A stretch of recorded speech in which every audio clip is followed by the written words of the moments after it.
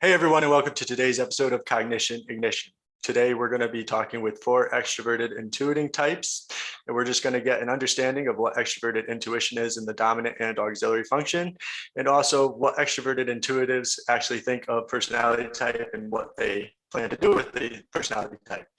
So I'm going to allow each of my guests today to introduce themselves and tell you a little bit about their journey into typology. And because Chris is in the top, we'll start with him. How's it going, Chris? I'm doing great. I'm Chris. I'm an ENTP. My journey into typology so far has just been a lot of podcasts listening to and expensive course taking. Okay, so I'm not really sure what else to say. All right, we'll get into some more, I'm sure. And what about you, Zareen? Hey, I'm Z. I'm an ENFP. I got into type through work. I was introduced through a course where they had someone from Myers-Briggs actually take you through it. And I followed up more about it, and there was actually more to it, like cognitive functions. Then I was trying to figure out why I didn't have a mistyping journey, because everyone seemed to have a mistyping journey. And I found that the difference with my experience is that there was somebody to walk me through and hold my hand. So it helped me out a little bit more. So I think it's really important in the mass kind of journey to actually have someone hold your hand through it, and gives you a better experience of the journey. And yeah, compared to what most people have. So, yeah. All right, we'll get into some more of that too. And we have Josh, and just so everybody knows, Josh has had a brain scan with Dario Nardi, so we'll get into that a little bit today. But you want to tell us a little bit outside of that about yourself? Yeah, sure. So I'm Josh, I'm INFP. I got into type when I was 17. We had an English teacher who was like, I really don't want to teach you about Macbeth today. So he taught us about type instead. I went home, Googled it, and then it's like, wow, this explains a lot about how I work and how I process, and like, how does it know this about me? So I got obsessed, and then most recently I did profiler training with Personality Hacker. All right. And Darren? Yep, I'm Darren, INTP. I probably took the 16 personalities test in college at some point, and then more recently going through a big life transition, and I found a course that went into the cognitive functions, and it changed my whole life. That was about 4 years ago.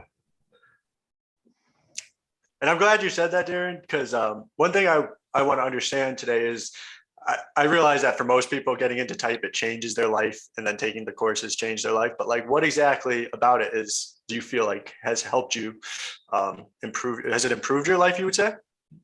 And yeah. what about it has improved? Yeah, I think having FE inferior, you kind of walk around in life just kind of guessing about people and every social circumstance. You're just kind of hoping you're doing the right thing, and learning type is a way for my dominant function, my thinking function, to understand people through systems. So at the time I was founding a startup, and it completely changed the way that I related to my customers and manage my coworkers and my teammates. And it took a lot of guesswork out of my day-to-day, just dealing with people. So it was really powerful for me.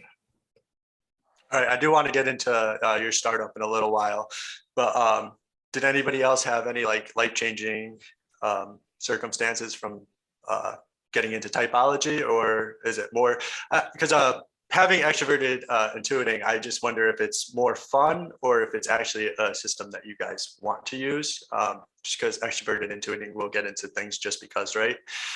So I want to see if you guys actually are just having fun with it, or is it like, oh, I want to use this for something? It's definitely fun. That's for sure. I'm not sure if it's like completely changed my life in like a big way, but it's definitely changed the way that I like think about things on a daily basis and think about other people. and like now I get to like watch myself do all of the things that I've learned about, and I guess it's just made me more aware of that kind of stuff, which is nice because you can get kind of self-destructive sometimes. So yeah. Is that the NE that you would say is the self-destructiveness, or is it just generally people? And it in its own way, and the ways that I interact with other people too. Could you give me an example? I guess the ways that I something specific that comes up is like the ways that I interact with like coworkers and people that have like people of management at my work. Do you dislike management, or is it more that I do. I do, and it can get kind of confrontational sometimes. But I mean, I guess it doesn't necessarily keep me from getting into those kinds of confrontations, but it's easier for me to understand why they happened sooner and be able to deal with it a little easier, if that makes sense. Would you say it's you understand the impact you're having on the environment in a way, or is it you understand how it's going to impact you? Both. Okay. Anyone else that had a big change in their life because of type? Yeah, so I think it's not necessarily like life changing as in like life circumstance changing, but it has changed my outlook on a lot of things. And when I first discovered it, I mean, this is more of like an FI place than like an NE place. Well, maybe it's an NE place because it basically, I used to think in really moralistic ways. And when I learned about type, like it gave me this other lens, which I could look at things through where it's like just the language of preferences. Like, oh, people are different because of preferences, not because they're like good or bad in this way. And then like just the world just kind of like opened up in the way that I was looking at it. So yeah. Sorry. Yeah, I think mine comes in like chapters. When I first learned about my type, a lot of things made sense in how I was actually I learned to accept myself more, because I was really I think a lot of perceiving dogs especially tend to mold themselves in what they're surrounded in. So I was really taught to be more diligent, check things more, be quite pragmatic. So I really tried to be that kind of catching up with people in that way. And I got to I did do that eventually and learn, but just learning that actually there's a reason why that's not as easy for me, and it was more of a learned behavior, and just accepting that there's some things that I accepted about myself. So it's more of a self-acceptance and going, oh, there's a reason why I do challenge things all the time, and it's hard for me to always pay attention to things that people expect already. That comes from having more attention to detail and things like that. So yeah, the other thing that I learned from that is when I finally went to cognitive function, is like learning about people and just going, oh, that's the reason why there's people that are like that. So I thought that was the next level of learning why people, because for a long time I didn't understand FE people. Like I was like, what is that? That is so fake. But realizing that there's actually people that's like very natural and authentic for them. So yeah, learning about myself, learning about people, and then the third chapter I would say is going into the community and meeting a lot of people that are intentional with self-growth, and connecting with people that you actually want to spend time connecting with, and growing together, and like an environment where you're all continuing to want to be accepting of each other. So that's really special, I think. Okay. So going back to what Josh says, because actually what Zareen said got me thinking about this is, Josh said it might be his FI, but it might be the NE. Do you guys think that it's hard to isolate those two functions when you have an extroverted perception function, because it starts there and eventually you form internal judgments, right? So going through that, like, is it actually hard to isolate those two functions, do you think? Or is it something that's pretty easily done? I mean, I think a lot of my internal FI stuff, I'm doing any things at the same time. I think there's so many different possibilities of how you can feel, and you can draw them up by like focusing on them differently. And yeah, like just, I mean, I think when I talk to people who don't know about type, but who are using like NE and FI, like there's this kind of sense of like, well, I could do anything that I was in the mood to do. And like the moods that you're in completely change. So it's car in the background. Completely change like the way that you're going to respond to like different people in different situations, and like what you feel that you can do with that. Does anybody else have any understanding of that, like how they work together or how they isolate? It's kind of hard to like take them apart, isn't it? That's what I agree with you, but I just want to see like how you guys actually see it playing out when you try to do that.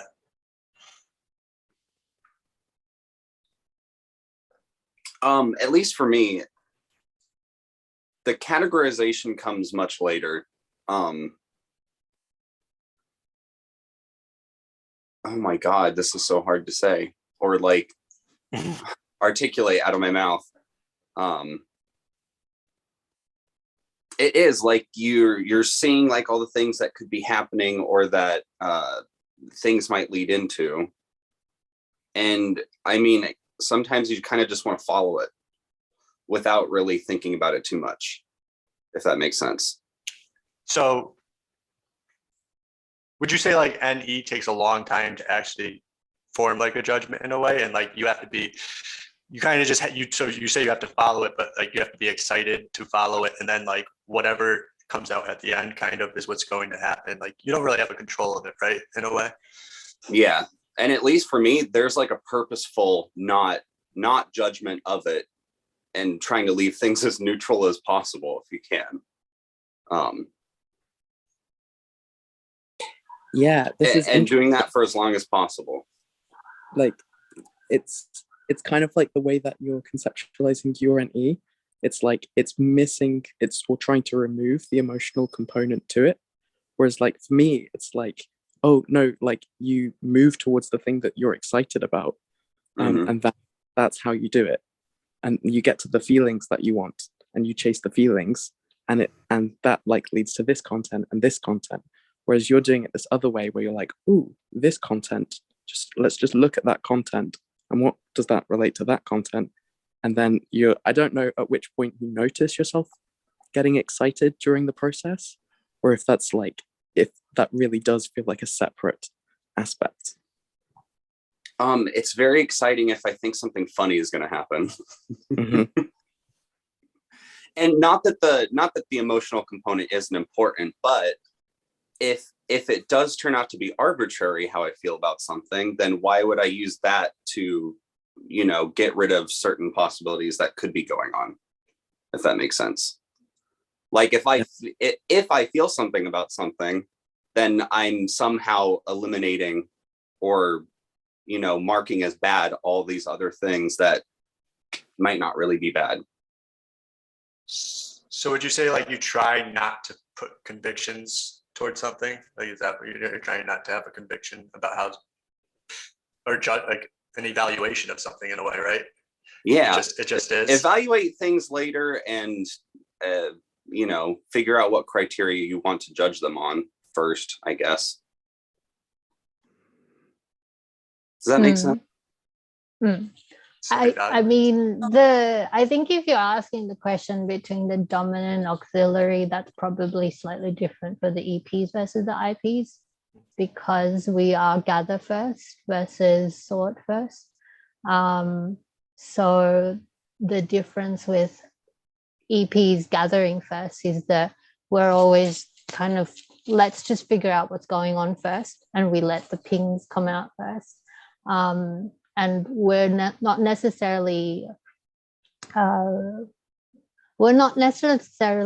like closing doors, and like what Josh says, he already kind of has an alignment that he wants from himself. He's already working off a framework, because they've already got a base of where, they've already sorted, and then they're kind of then going into where the direction. But with EP, it's more like just for the sake of opening doors, and then because we're gathered first, so it's really like building context first, just finding out what's going on, like gathering information, and sometimes we don't need to make a decision from that.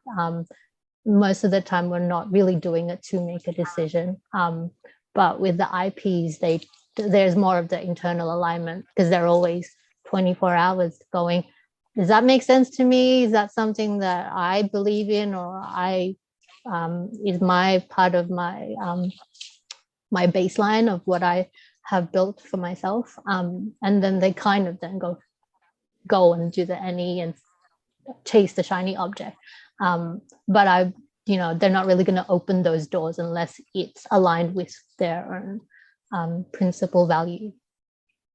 Yeah, it's interesting hearing you articulate it that way, because if I didn't know type, I wouldn't say that I was closing doors by following the feeling of what it is, because I see, like, when I follow the thing and I'm enjoying the process, then more stuff comes up.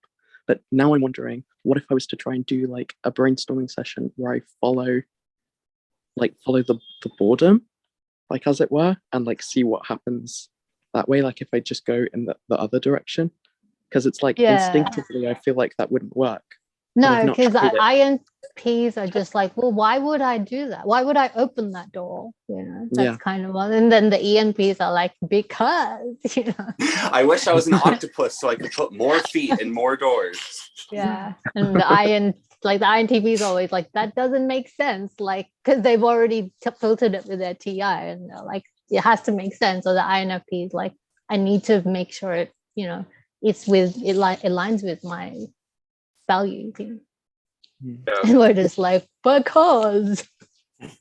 Yeah, you make a good point. See, I don't think it's so much that we're looking to close loops all the time, but because we have me and Josh have SI tertiary, we are starting from someplace, so the possibilities we're looking at are very limited, and they're kind of branched from reality that we already know from.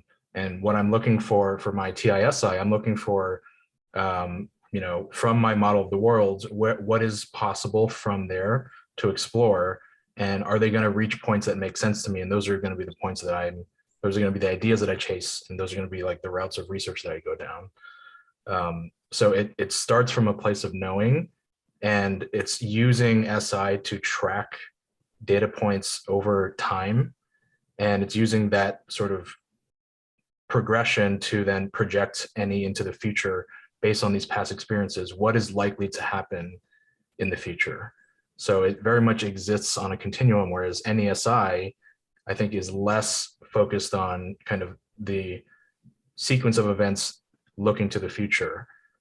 So I'm always using my SI hard drive to pick up pins from the past to then look forward into the future. And that's what it is, much more condensed than the openness of leading with NE, but it has the same compulsion of wanting to expand and wanting to find more.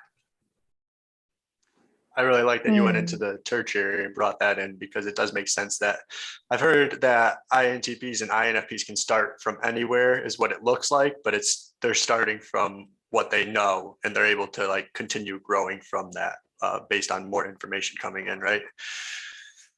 Yeah, I walk around with a complete model of the world, and I'm constantly asking myself, is this in line with the model?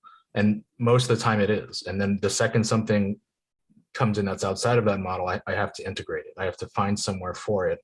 Otherwise I just hold it. And that's why So I what, TI these frameworks.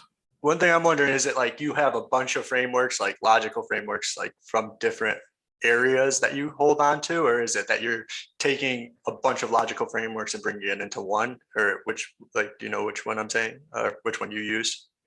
Yeah, I think this is specific to TISI, but the compulsion is to want to create one truth for the universe, that everything needs to make logical sense front to back. So INTPs are always looking for this universal truth of the world, quote unquote. They're just because I'm younger in age, I find frameworks that have data points that I can't ignore. So I have to hold them somewhere. The intention is going to be eventually to integrate it into my larger framework of the world. But if I can't integrate it now, I have to hold it somewhere if I know that it's true. And then the more data points I get, then I can find a place to kind of integrate it eventually. But we're always looking for integration so that it's less holding two models and more holding one complete model. So, because I actually picture this as you hold it in a different area of your brain in a way, right? And when you actually get new information from doing NE, do you get like, you bring that model into that, right? A model that you're holding on to, and do you kind of discard it once you figure out where it actually fits into your model of the world, or will you have it there for later on? It's more like if I have unintegrated data, it's kind of floating next to my big structure. It's like a lattice work. Okay. That's how Antonia from Personality Hacker describes it. And so when I have data points that I know are real, but aren't yet integrated, they're kind of floating somewhere. And then if I find a framework that fits them, that kind of snaps them all into place. And so I don't discard them. They're now in a framework that I can put somewhere in the greater framework. But those kind of like floating data points are what I'm always trying to integrate. That's where the learning compulsion comes from. And then let's see, what was the other? Oh, so there are some experiences that I've had that are like more esoteric and are more what I would call like religious experiences. And these fit nowhere in my model, but I have to hold them somewhere. I know that they're real because I experienced them. So I hold them to the side, and that lets me kind of create space between the existing data points until I can fully integrate them. But the question I have to ask myself is, okay, this new data, is it so radical that I have to go back and readjust all my existing frameworks? And most of the time I don't want to do that. So I hold it to the side and wait for more data so that I can snap it into place. Do you find that there's like a lot of paradox in the way you think because of that? No, I mean, I'd be curious to hear what Chris thinks, but I'm able to hold multiple frameworks at once and just kind of, I can see usually how two things can be true and two things can exist in the world. Truth, I think TI sees truth as probability. So it's not that there's absolute truth, but there's probably a really calibrated probability for any given framework or question if you give enough constraints to it. So at any point, I'm able to hold multiple things in mind because you can always add more pieces of data to make something true. Is it that it exists, so there must be something to it in a way? It's part of there's an underlying fundamental cause which you could find, would you say? I can't discount reality. I can't Okay. discount real data points. They have to live somewhere. Got it. That's the way you explained that is actually, it helped a lot with that. But yeah, Chris, what about you and the paradox thinking? What do you think about that with your functions? Just so everybody will answer this question because I want to hear about the paradoxes that go through your minds. I really relate with everything that you said, Darren, like especially about like spiritual stuff and things like that. The only difference is that I haven't personally experienced anything like that, but I do recognize that so many people have, that there's got to be something going on. And so that's always something that the back of my brain is thinking about and keeping open as like a miscellaneous pile for me to just shove things that I can't really make sense of, but that I don't necessarily want to throw out. So I sort of keep a place for all of those sorts of ideas and possibilities. And maybe I'll never explain them fully, but they'll always be there, I guess. If that makes sense. When you say a place, you mean a mental place, right? You're not talking about Yeah, a physical. mental place.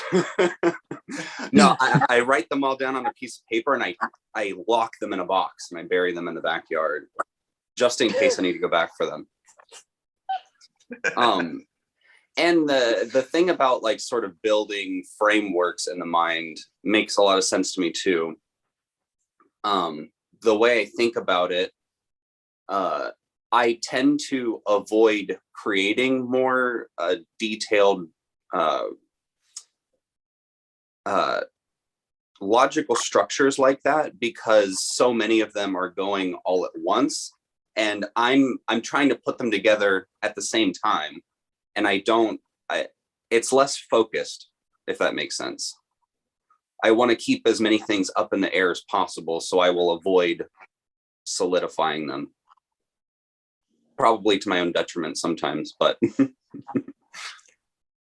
that make sense? Yeah, would you say like when you close something, it's almost like what is there for me in a way too? Like so like you came to a conclusion and now it's like, what am I supposed to do? Yeah, and sometimes I will put a conclusion on something and then sometime very soon after turn back around and open it back up because I'm not sure about what just went on, if that makes sense. Okay. And now with the feelers, I'm assuming that there's a different perspective on the paradox, right? Like how you guys would take in and accept information too. Can you reframe the question? I'll be right back. So can I reframe the question? Yeah, I guess in a way, we're kind of looking at like how your introverted judgments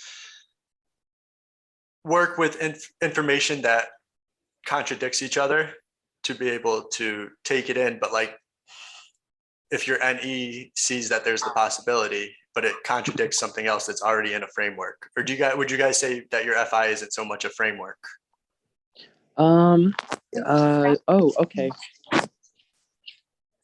Yeah, so I think with FI, one of the reasons why it shows up so differently for like each like FI user is because like FI on its own has combined with like an idea of how the world should be in some way.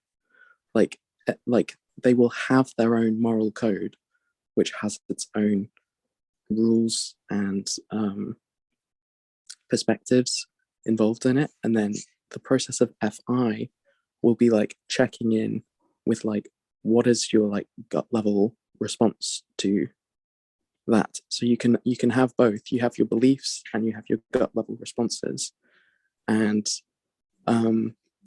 sometimes those things can be complementary for each other, and sometimes they're like very misaligned.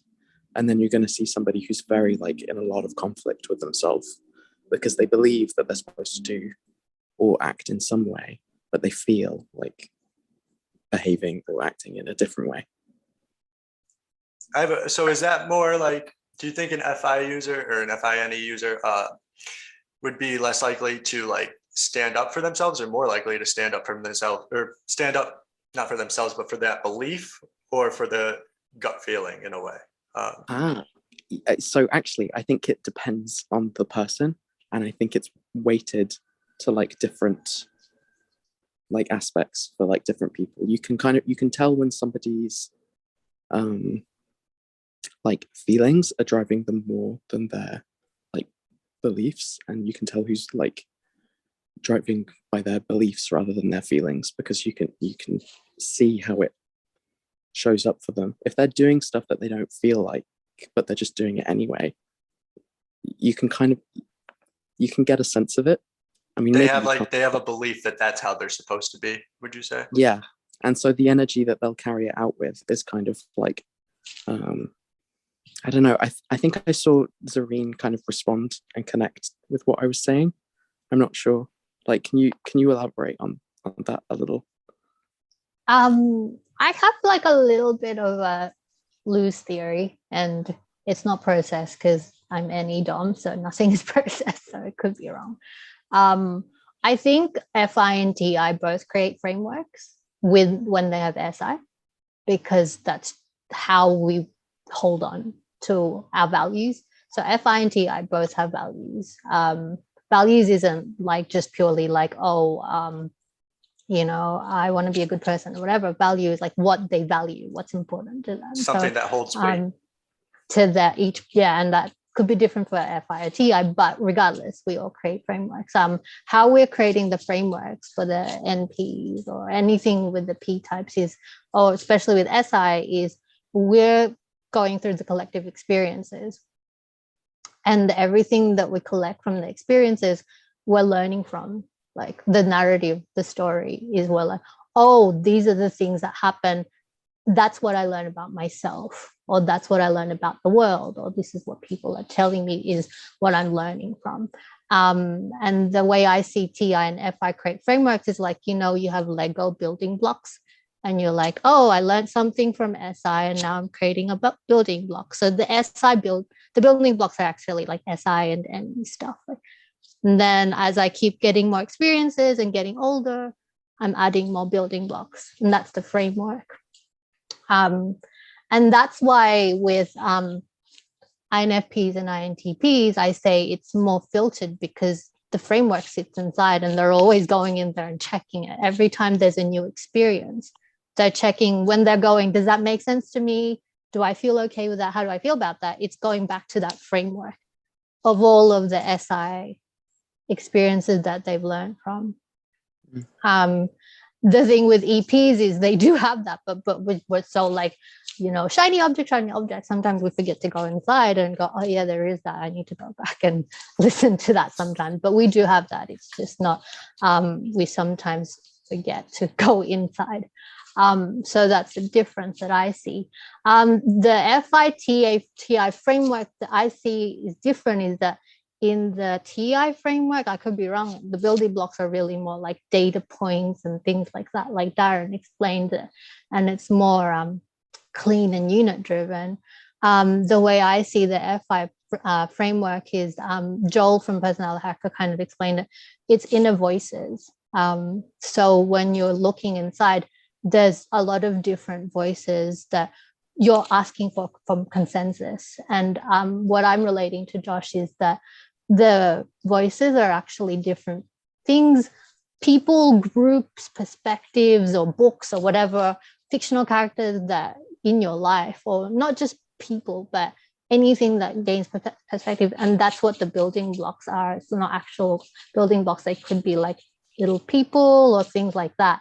And so when I'm going inside, it's not like I'm just listening to what my grandmother told me. I'm listening to like listening to what my INTP friend told me, or like what my ENFP or my ENFJ friend told me. So FI can be a little bit like that, little bit odd in that it's like, oh, it's like logical sometimes, but ultimately we're going with what we feel is important to us. And that's why it's a little bit I think complicated, because it's not straightforward feely, because the council of voices are made up of all the things that we value, and that could be this logical person, or the takeaways that we got from this person that we respect so much, and that kind of thing. But essentially the framework is still created regardless of TP or FP. I don't know if that made sense. Sorry. No, it definitely did. So would you say like a lot of your introverted judgments are through speaking with people, or is it like through experiencing something more so? It seems like you have a committee in your inside, but it's mostly from like actually conversating with somebody and hearing their input. But like, how much of that comes from experience and like just coming to a conclusion of a judgment on your own? Like earlier. Well, with FI, like I think generally and this is probably where it differs for INFP, EPs gather again. So it's going to be, no matter if the framework is already set, sometimes they'll still go and keep going. Well, what if, what if there's new answers, or what if there's a different way? And, if I hear two different arguments, I'm always going to, even if I know, so I'll give an example. Even if I know this is how to do the math problem, and I know this is how you do the math, if I hear someone else say, well, it could be done this way, I'm still gonna be like, is it possible? Even though I know that's how. And then I'll go to like my, and I'll ask my INTP friend, I'm like, can I just check, does this make sense? And they're gonna be like, yeah, it does. And I'm always like, okay, good, because I just want to double check the possibilities. Like, so I don't know if that helps answer your question. For me, I know it's set sometimes, but I can't help but just go out there and see what other possibilities are. But I think maybe INFPs or INTPs have a different way of doing that. Do you guys have a different way? Either of you? It doesn't matter.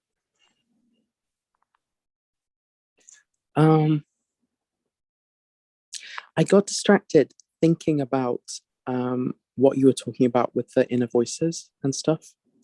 So I'll go with that. Like, I think one of the ways that I describe it to people is like trying to make a distinction between thoughts and feelings, and that thoughts have like word content, and then feelings are just like feeling content. And sometimes the two overlap, but sometimes they can be like separate.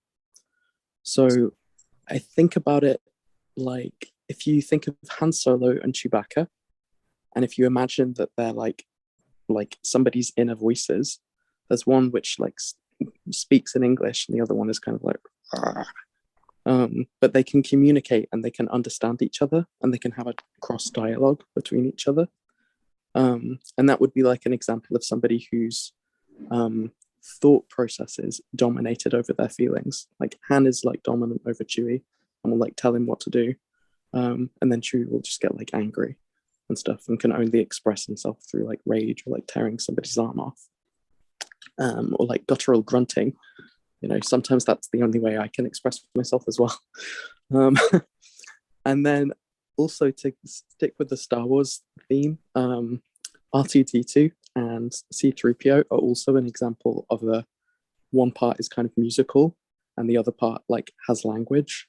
And for them, I think it would be somebody like who is basically following their heart and their impulses of what they want to do, but their narrative that they have like can't like catch up with it. So like their narrative becomes really anxious because it's like, oh, I'm supposed to do this, but actually I'm going off in this direction. And like C-3PO is always like, what? Why are we going this way? Stop it. But like is compelled to like follow along because they're in the same unit together. So I think of that in terms of like, which is more dominant for this person, like their thoughts or their feelings? Would you say that's kind of like a grip scenario in a way? Like it's probably your dominant, or no? No, not necessarily, but maybe, because there's like, well, if I'm looking at it through just an FITE way, then maybe, but like I'm not sure that I would be able to like map it to the functions directly for other people's experiences. I mean, maybe like if you think about ENPs like NE and SI, like how would that relate? Do you ever like feel like, no, I shouldn't be following all these possibilities? Yeah. Depends on the consequences. Sometimes there can be like I don't know, a lot of the times for me it's like people are not going to be okay with this if I continue. So that's usually what will shut me down. But I never get the feeling in myself that I should stop. If that makes sense. Would you say there's like, you realize the negative possibilities that can, if you don't stop, is that what it is? Like, because maybe, are you talking like a work scenario in a way? Or More of a general scenario. A lot of the times if I'm not moving, I feel like I should be doing more. Like if I waste time while I'm at home, which I still do very often, it feels like I should have been going somewhere else, doing something else. Does that make sense? Yeah, like there's an external pressure. I wonder if that's your FE too. Yeah, I think it does tie in a little bit, because sometimes I'm like, I'm not watching certain like TV shows or listening to certain music or learning about certain ideas because I'm not going to be able to talk about them with people later. And it happens to me all the time where somebody will be like super into, like, they really want to talk about something, they're very passionate, and I have to just sit there like, that's super interesting, I have nothing to add to this conversation. So that can be something that will drive me to get into things that I wouldn't necessarily be into before, if it means that, you know, you get to have that fun interplay with another person. That's interesting. So like,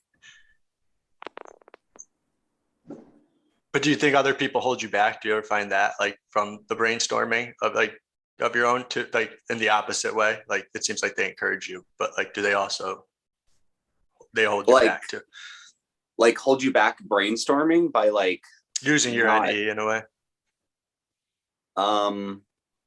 Sometimes you definitely have to pick the right people.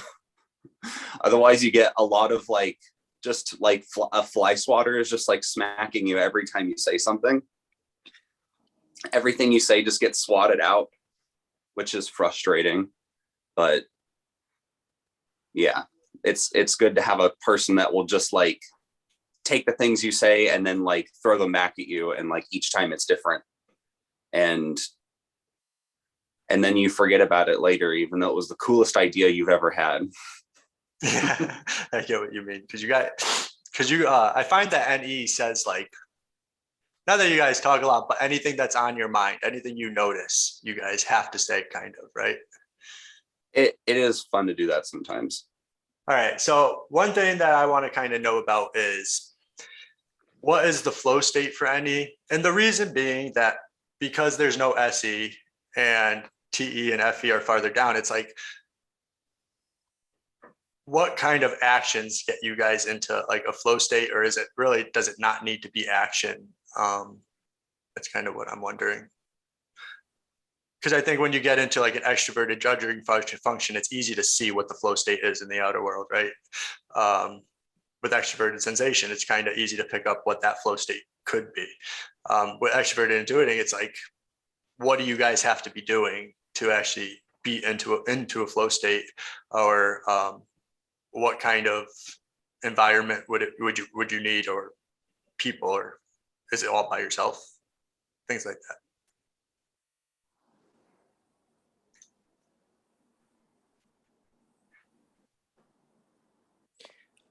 I think there's two different ways that it would show. Was this for the ENPs? This is kind of for everybody. Like, how does NE get into a flow state? I guess it might even, because I've been told that NE is the hardest function to actually find flow in. It takes a long time to really get into flow. So how do you build that up? I assume it's like you have to start small and then you find momentum into flow in a way, maybe. But I'm not sure, and this is just how I was thinking it would happen. Yeah, I think it's, you think of one thing and then it relates to like another, and then that like brings you a bunch of other ideas, and you start like chasing those ideas down. And sometimes that can be alone. Sometimes it can be conversationally with other people. I think it can take a little while before you find an idea which you're like, oh yes, and then this applies to this, and then things kind of clicking together in a way. Because you get to that point when you're on the precipice of new information coming in. Like if you're just reviewing stuff you already know, it's not gonna get you into that high, like that state. Yeah. I think the reason it's so hard to get into flow with any is because almost there's so many things that feel like they will throttle you in some way. So a lot of times when it does happen, when you're like by yourself, it's, for me, it happens a lot like if I'm drawing or something like that. Like I don't have to put a lot of thought into it, and my body just gets like hypnotized, and my brain is allowed to do whatever it wants. And I know I don't have to be thinking about anything else at that moment, and so I can just let it do whatever it wants to do. It's more rewarding when it's done like with other people, or done like in an external way, and less of like a daydreamy kind of way. But when you can get in a situation like that, and you know that there's nothing that you are like being beholden to, like there's nothing that's going to like grab the chain and like yank it back when you're like starting to have fun. That's usually when it gets really rewarding and like really flowy, when you're able to do that externally. Do you have to see that ahead of time, like that it's like you're not going to get pulled away from it, like to kind of let yourself get there, or is it more natural? Not necessarily. I mean, if it's something like in a work setting, and like you know that there are boundaries that need to not be crossed, you know, of fear of like, you know, being fired or something like that, then no, I don't think it has to be like anticipated. I think it's less fun that way, actually. Okay, that makes sense. Does anybody have any tips or tricks for getting themselves into flow with any? Yeah. I like to borrow from any DOMs, and for me, it's really hard to get into any, like you were saying, Carmine, because the SI tertiary is like so inertial. So for me, it's hard to self-generate the NE. But once I'm in NE, that inertia works. It's now in motion, so it's hard to slow down. And for me, the easiest way to jump into NE is like literally just borrowing it from an NE user, because they're already kind of like bustling with this energy. And if I'm around them, like if I'm around Z or Chris, I can just borrow whatever they're doing, and then there's a little bit of an exchange, and that kind of sparks it. But really the core of any, I think, is just how much resource it needs to kind of be in a state of flow in the long term. And Antonia and Joel talk about this, but it's one of the most wasteful functions, because you really need so much time and like actual like capital resource to fully be in flow. Like a concrete example is probably the time I felt the most free was when I was traveling in other countries and just kind of like backpacking, and you know, just thinking about how much resource you need to be able to pause your life and to do that, and to kind of be in the state of not knowing what you're doing that day, not knowing where you're going to stay, but having the resource to continue those like little moments of bravery and like choosing adventure. You need a lot of resource to burn, and there's no real end state. So it's really infuriating to other functions like TE, which kind of wants an outcome and will kind of time bound you and say, hey, can you brainstorm me something in an hour? Well, that's not how any works. Any needs like unlimited resource, and it may or may not come to something that's fruitful.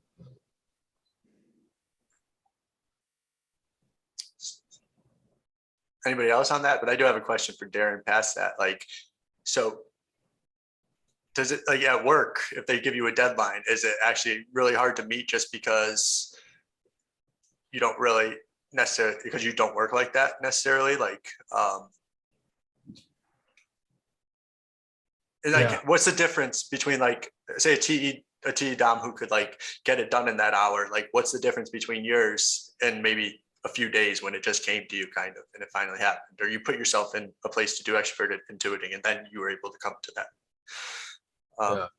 So if it's something that is new, that's kind of where NE is looking to engage in. If it's something that we've done before, my SI is gonna look for a procedure or just like a best practice. But if it's a task that is like inherently new and kind of innovative, and I work with a lot of TE folks, so I think about this all the time. TE will always get to a conclusion very fast, but it's not it's very, it never satisfies my TINE need for optimization. So what I usually want to do when I'm given a new task is I want to diverge a lot, and I want to see what are all the possibilities of what can be accomplished. And then I will whittle down into one optimal solution. Whereas TE will just be like, pick something that's pretty close and then just go straight there. Even if it's, even if it doesn't, if it's really unoptimized for everything else, like that's kind of the fastest way there. But my TINE wants to find the best way there, the best, most creative way. And I can only do it if I have a period of research and kind of testing and exploration. But TE doesn't, TE wants to skip all that. TE's like, I don't have months to test that and to, throw money at this. Like, I just need a solution and I need it now. I've experienced that. Working with people who are like, they pick a certain solution and they sort of just ignore all of the problems that solution is going to cause later on.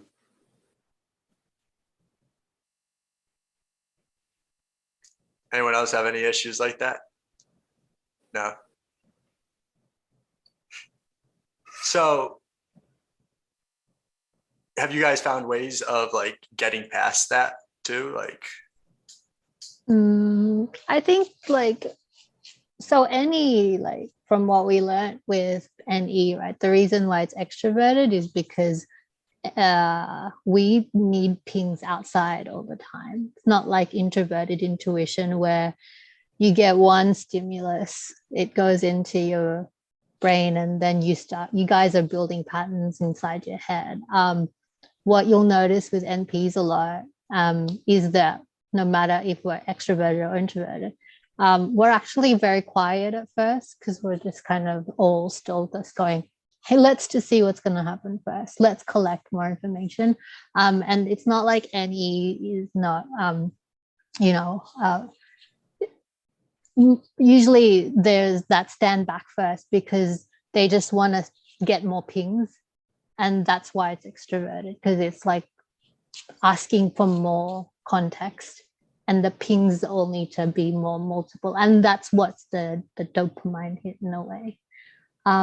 Once we get all of the pings, then it's like building context. So once we have more context and we can see the story or the patterns that's building it, then we're like, aha. And then we're getting into the ideations and jumping from that, because we're building the context. And then if we have SI stuff to relate it back to, we're able to then kind of build that in.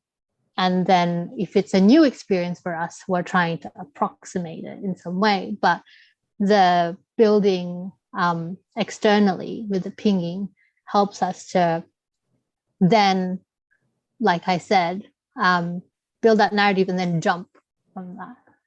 And then that's when it's like ping, ping, ping, ping, ping. Then the reason why it takes so long to get into flow is because it's a mental process still, right? All of this is happening in our head. We're like, get me like gather, build context, and then play in the head all the possibilities.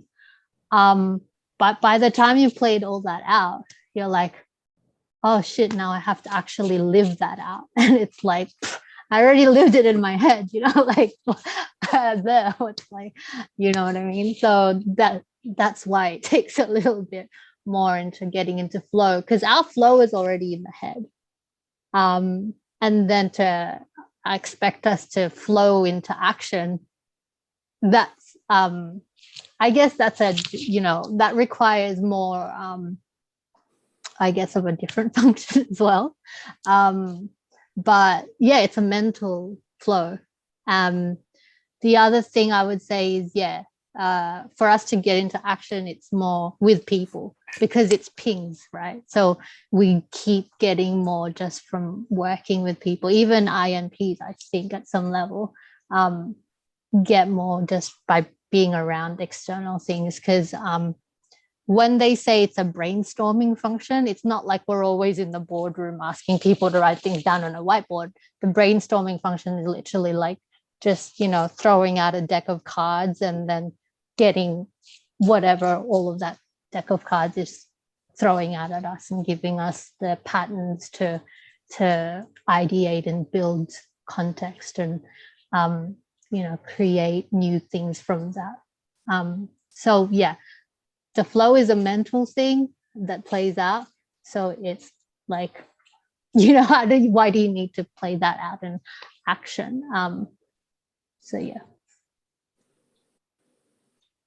Do you think like a different construct, like reconstructing your internal judgment, would help you like take action on something? Or is that just like you kind of want to avoid it? You don't even want to put that into an introverted judgment kind of thing? You mean like you mean with an introverted judging function? It seems like, okay, so you come up with an idea and then you don't want to put it out necessarily. Is that like something new to start? Like you actually have to start like exploring in order to move towards action with something? Oh, we're always exploring, I think, but we've already played it out in our head, and that's great. Now let's do something else. I think it makes sense once the extroverted judging functions kick us into gear, I guess. So for me, particularly, so I work in fashion, and I have to select like what collection to create for a customer for the following season.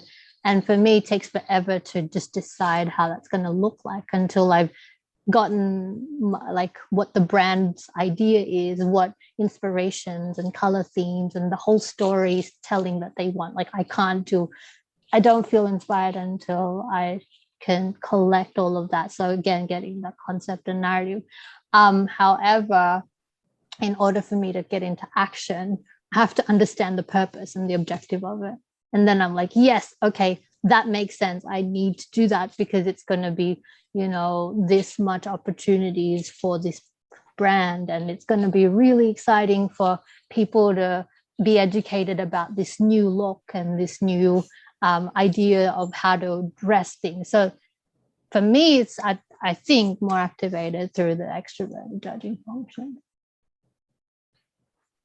But also there is action and exploration itself. I think we discount this, but the actions we take are fact-finding actions, and TE doesn't look at it as a real action. So when I want to research a business opportunity, I want to go talk to 50, 100 customers. That's not really getting things done from a TE perspective, but it's action. It's moving in the direction of finding the possibilities, getting all of the feedback, and then from there we feel more ready to make a final decision. It's still kind of, you have to like pry it out of my hands. I still want to always be fact finding, but the action that is compulsive is a fact finding type of action. Interesting. No, because I get what you're saying there too. I always do wonder about the TE and the TI, like how they conflict at work. And I always wonder if it's better to like, if any, and you guys obviously say you need people, but if it's like any really needs that TE a lot of time too, to like actually implement it, but like TE should be learning the strengths of that NE and the TIFI being able to come to finding the actual solution that should be implemented. That's what you're pretty much saying, but TA just doesn't accept that because it does take a long time and things like that. Yeah, I mean, in work contexts, yes, because we have to do work to get money, and which is kind of the bane of NE's existence. Would you say, this is just getting a little bit fun on this, but like if TE accepted that it took you a while to come to a conclusion and you came to a conclusion, it would always be better? This is just fun. There's not a lot of market out there for any type of true NE work and true NE exercises. I think the closest in like the science and tech communities, if you look at government funded research, there's a lot of process that goes into unlocking small amounts of money for research that may or may not, produce anything fruitful. But you have to do all of this like de-risking of it for the government to give you the money, and then you can go explore. Do you think that's changing, or do you think, do you have any ideas for how that could change? Just for any users who kind of want to, because find a career or something. I mean, I guess changing industries to allow for more NE, but like, do you have any ideas for doing that, or like any places that you have found that specifically let you do that? I'm pretty biased to my work experience, but I think venture capital is a really good thing for like the greater worlds of any. I don't know that we've ever had a time where people can really pursue ideas with resource in the way that we have in the past few decades. Outside of that, it's really difficult. This is a question that I'm struggling with in my own career. Is how do I, in my kind of early mid-career area, I don't have enough credibility for TE to make space for my NE. So I feel like I'm fighting to find a place for my NE in the world, and some do find it and then they can capitalize on it. But in my view, it's far and few between, and I'm very jealous of TE users who can kind of fit themselves better into a lot more industries. Could always just not have a career in the first place. That works, right? Let's go. But everybody here has a career, right? Does anybody not have a career? I'm a job hopper. A job hopper.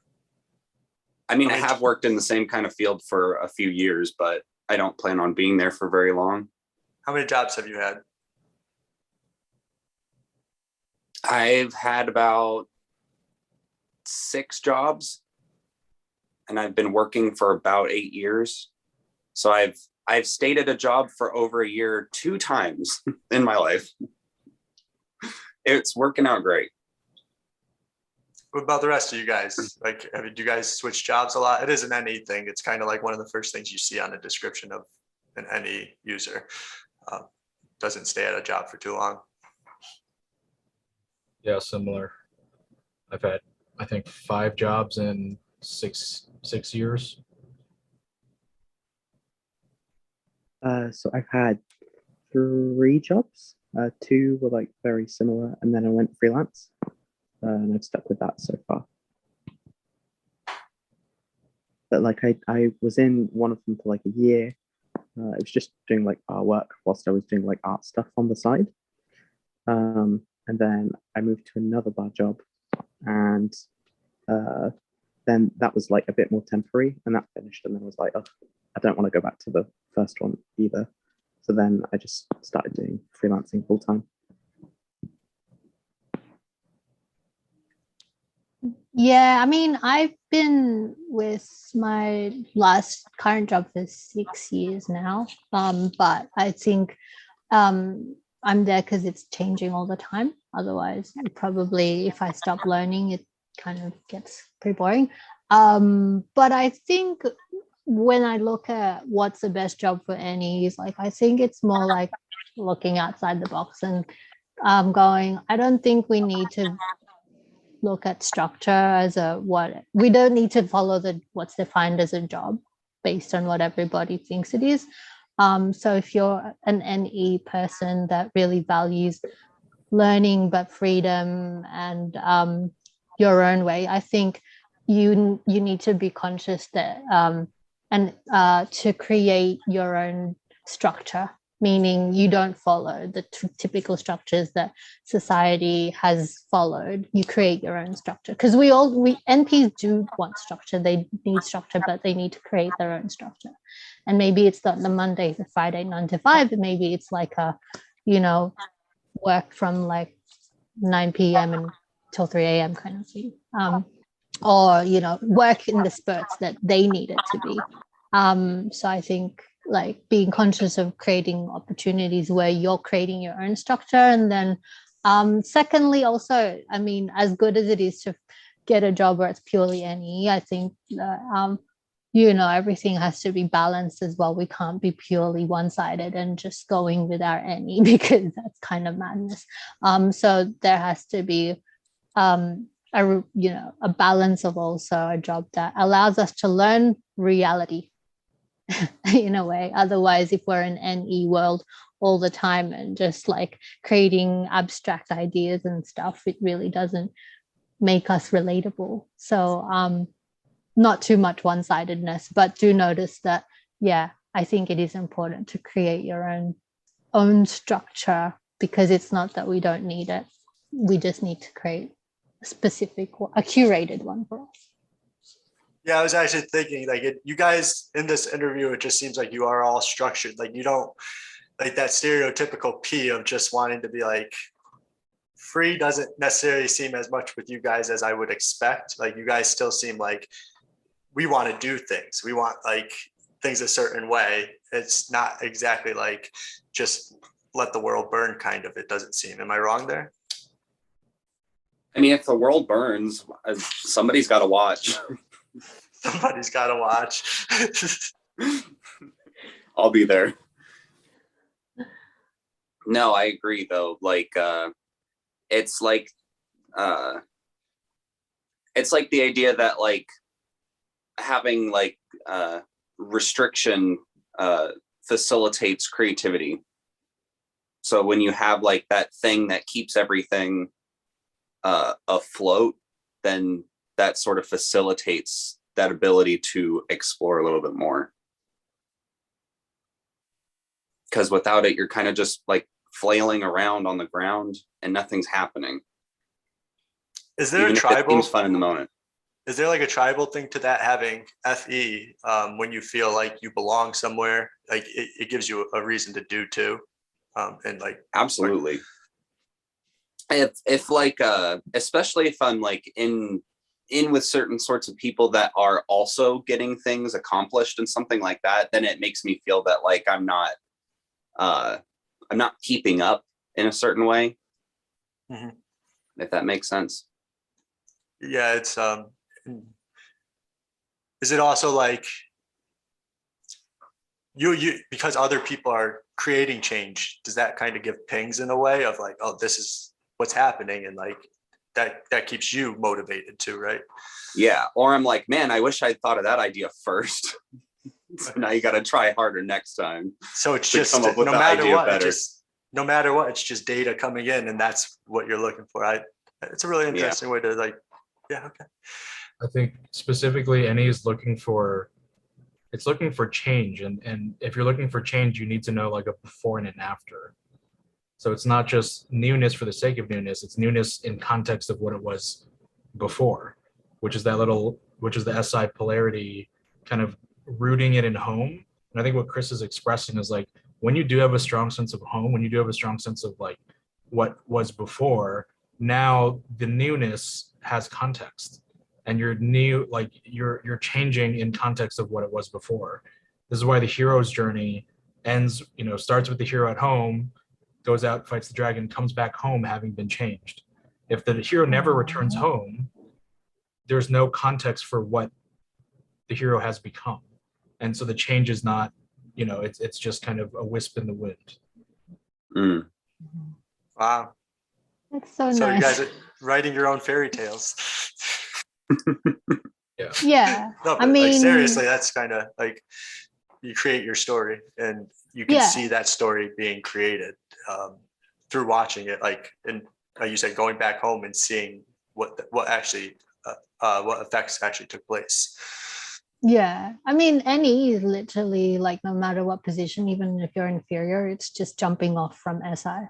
It's like all of the SI stuff, and then we jump from that. So if it's like if SI is the anchor, the boat is the NE, and we're always like, even if at SI inferior, you're like, go away, SI, I don't want to know you, but we're still basing it off SI. We're still like, I want to be away from SI, but you can't know what you want to be away from if you don't know what it is. So yeah, there's always that recognition that it's there, and then the learning from what that is and jump to that. That's what NE is.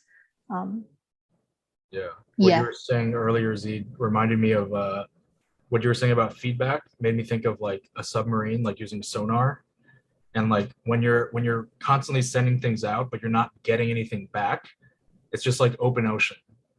And if you're kind of in that area too long, it's kind of disorienting. But the second you get feedback, right, the second it pings something and then you get feedback, you're like, oh, there's something that I can use to navigate, or something that I can use to know where I am. And that's kind of the feeling of putting things out in the world and like waiting for that feedback so that we have context on, you know, a direction to go.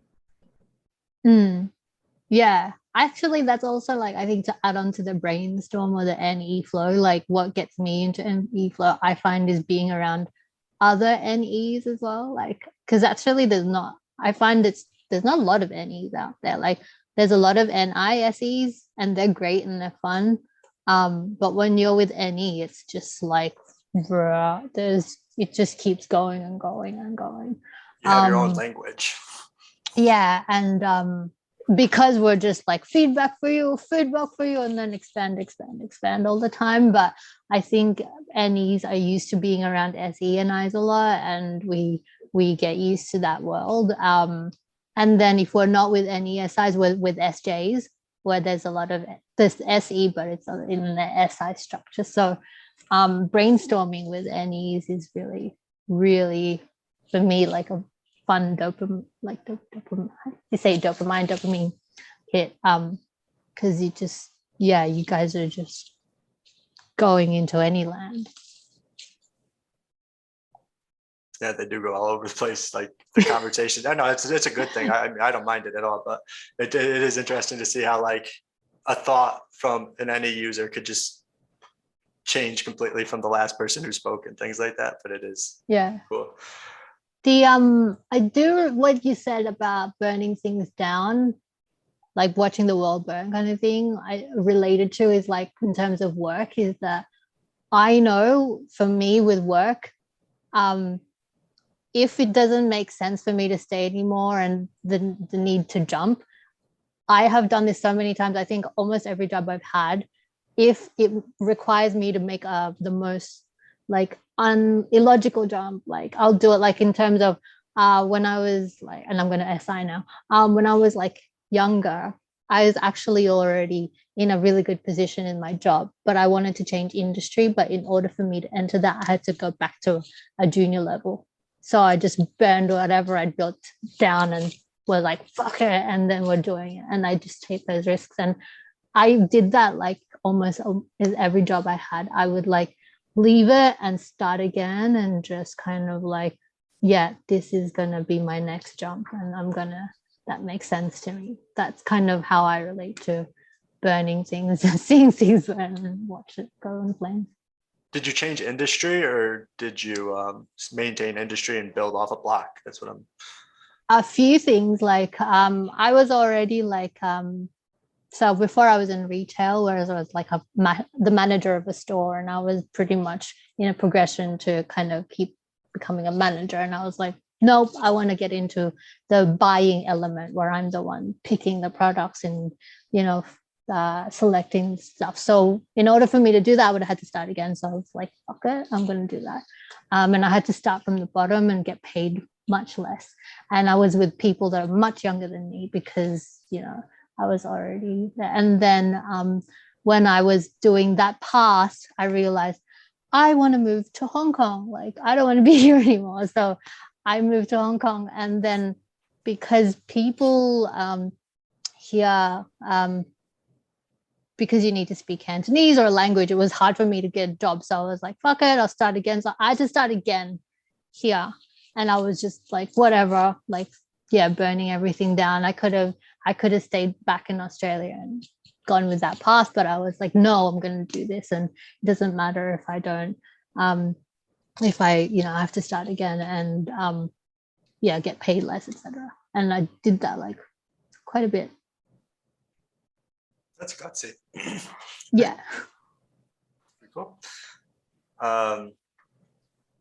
So one thing you have to ask NE users, I guess, is what's the craziest thing that you guys have ever done? And if you guys want to kind of just share a story, if it's not that crazy, it's not, but I just wanted to see.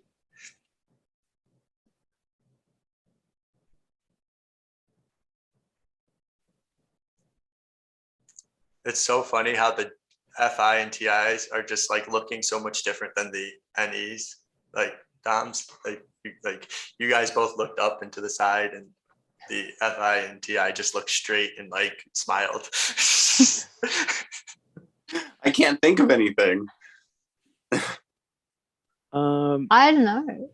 Because define crazy to us, that's like life, right? So I don't know. Yeah.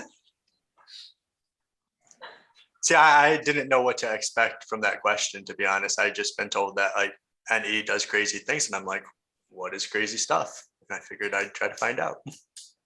So I found like with like generating like answers from people, like I had to do this project where I was finding out stories about a street in Birmingham.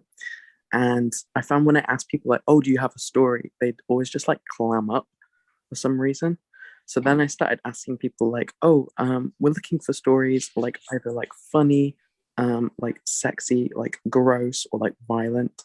And then like started like adding like containers on it.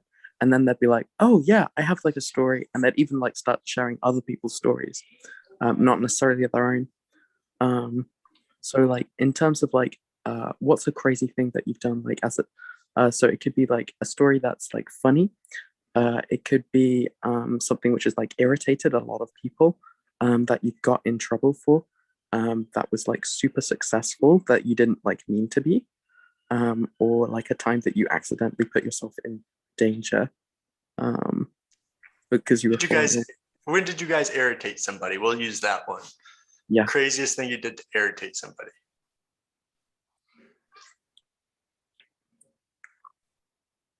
Okay. Okay, so when I was sat next to my friend Siobhan in maths class, I used to do this thing, but I just come up with ways to like we're close friends, but I'd come up with ways to like torment her. And I used to do this thing where I'd be like, Siobhan, fringe attack, and then I'd just like mess up her fringe, to the point that she like developed like a reflex for it, where she'd like put up her hand and like block me. Also another time I like drew a picture of like a door with like teeth around the hinges and stuff, and came up with this story about how like there was this monster that if you like walked into the wrong room would just like eat you, and like it stressed her out. She was like, stop, you're gonna give me nightmares. Yeah. So do you just like to push buttons? Say again? You just like to push buttons sometimes? Get an emotional response? Yeah. Yeah, I think before I realized that like it can actually bug people, I would happily push people's buttons. When like after you like start having consequences where like people are like, no, I don't want to work with you again, then you're like, oh, maybe I should like hold back a little bit. Anyone else irritate some people? I like to make people nervous, like with like dangerous things. Like I will put myself in like a very precarious spot, like when hiking or something. I will just stand at the very edge of a cliff and pretend like I'm gonna fall off. And it like, I don't know, everybody gets so freaked out about it. It's funny. I've done that on the roof of a parking garage also. And I actually almost fell, but I caught myself. So yeah, I like to do stuff like that. So just really quick, it seems, and we'll get to Zareen and Darren, but like where FI actually engages with people to kind of tick them off, like the TI was more like, this is what I'm going to do. And that, like kind of let people see that. And like, it seems like you kind of just gave them they created an emotional response to what you were doing more so. Yeah, and it's funny. Seeing other people's emotional reactions it's a lot of fun sometimes.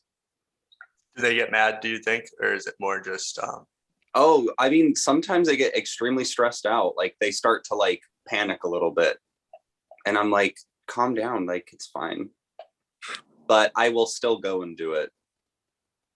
Just because I think it's kind of ridiculous. So is it for the reaction, or is it for yourself more? Both. It's for the reaction. I don't really personally get anything out of standing on the edge of a roof.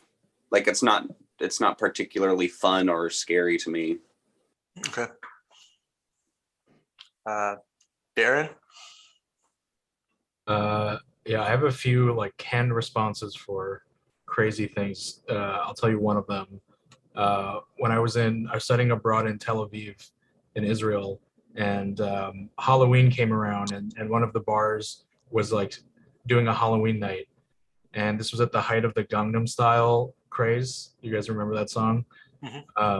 So I like threw together an outfit to like look like the guy, and in the middle of the night, the DJ plays the song, and then I get up on a table and I do the dance, and the entire bar thought I was him. They were like not used to seeing Asians, and they were all just like, "Oh my God, it's him!" And I spent the rest of the night taking pictures with people and like pretending to be the Gangnam Style guy. That's awesome. Yeah, that's really funny, especially that they believed it. I think that's still the #1 song in Korea, by the way. I just heard about the other day. So. And Zareen, we know you're wild, so. I don't know. Sorry, I don't have any stories. I'm so boring.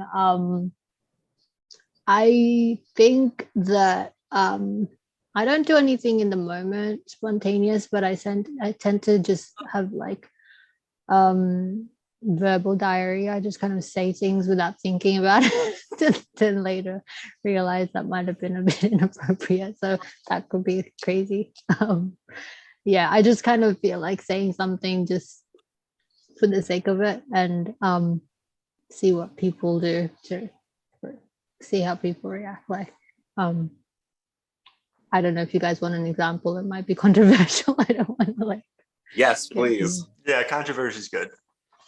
Okay, it's a bit of a religious one. So like one of my colleagues at work got engaged, and I know they've only been together for like less than a year, for example, and so I went to Singapore to meet them, and I was like, oh, congratulations. Like before that, I was like, why the heck would you get engaged? You just met each other. And I knew that they were both Christian, so they were, both like, but they're like less like, they're quite young as well. They weren't even like, so like, they're pretty young and they're Christian. And I was like, in my head, like, why would you do that? So when I said to her, I was like, hey, congratulations on your engagement. I was like, what the heck? And I was like, how long have you guys been together? And they're like, oh yeah, 10 months. And I was like, you can have sex without having to get married. Jesus will still love you. And I said that in front of like the whole, like there was like the whole office, and it was an open office, and everyone just turned around and they were like, what the heck did you just say that? And I was like, Jesus loves you. And I just walked away. Congratulations. So I do that all the time. Yeah, That's perfect. I've met a few ENFPs who are very blunt when they think somebody's doing something that makes no sense. Like my niece is an ENFP, and that's exactly what she would have done. I just do it for fun. Like I'm just like, because it's like everyone's thinking it, so I'm just gonna say it. All right, and I have one more question. This one's kind of use your NE here. It's what makes your type? What is the superpower of your type, really? Like your specific type. Like in your opinion, what do you bring to the world that is very important about that type?